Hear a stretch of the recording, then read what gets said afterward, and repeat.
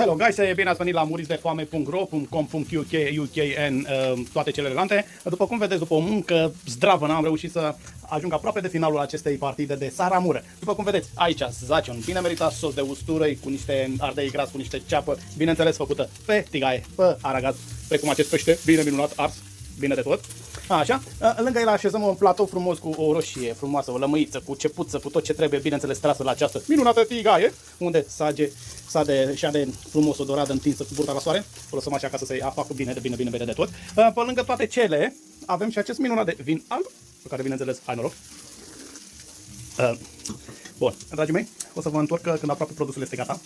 Să vă vedeți că chiar dacă nu știm noi să bucătărim cum o fi aici pe mine, o să vă arăt că o să fie ceva delicios. Mamă, cum arată ăsta aici? Deci după ce l-am întors a început să sfârie. Fai de capul meu, Lucate! Da, aștept să-l devorez pe acest Big Bastard. Bineînțeles, între timp am scos zeama acestui monstru marin, am făcut fum prin casă de m-au auzit toți vecinii. Paharul e aproape gol.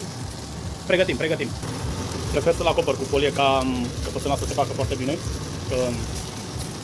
Așa e, capul la pește e delicios. Precum vedeți, peștele este făcut bine pătruns. Îmi place mai crocant, deci când o să-l arunc în această minunată zeamă, cu un pic de sare și cu ce mai avem pe aici, opa. Bafus, lasă-mă în pace, nu mă deranjă. După care am pus un pic de apă pe aici. După care m-am aruncat peste peștele gata făcut în bolul de servire. Gol! Gol, România! Ok, haideți să vedeți aici ce frumos a dezlipit ce frumos a făcut acest peșteișor. Uitați-vă și voi cum s-a desfăcut carnea. Așa. Și suntem gata să o aruncăm în pizza asta aici. Sfâr. Minunat.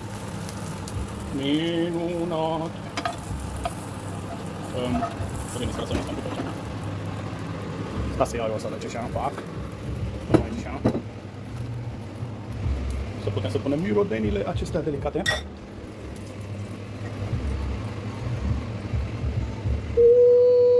Look at that!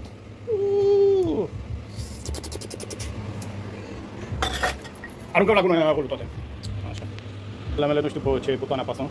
Am să vă spun să fie mai frumos așa. Nu știu, contează. Oricum când o băgăm la burtică totul este delicios.